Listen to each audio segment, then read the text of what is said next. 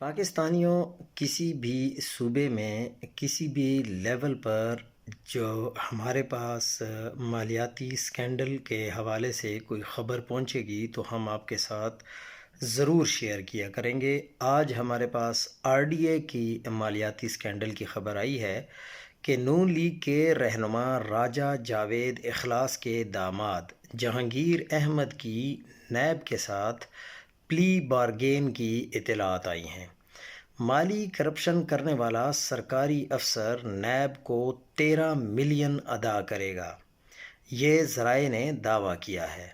اس سے قبل سابق ضلعی ناظم ایم این اے راجہ جاوید اخلاص کے داماد جہانگیر احمد 10 روزہ جسمانی ریمانڈ پر نیب کے حوالے کیے گئے تھے۔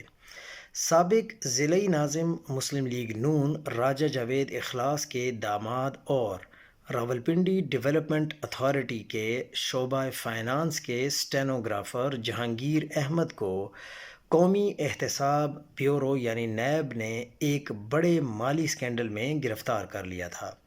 نیب کے تحقیقاتی افسر کے مطابق جہانگیر احمد پر 13 ملین روپے 1 کروڑ 30 لاکھ روپے کی سرکاری رقم کی خورد برد کا الزام ہے۔ جہانگیر احمد پر الزام ہے کہ انہوں نے یہ بھاری سرکاری رقم اپنی اہلیہ مسمہ سائمہ جہانگیر کے بینک اکاؤنٹ میں غیر قانونی طور پر منتقل کی تھی۔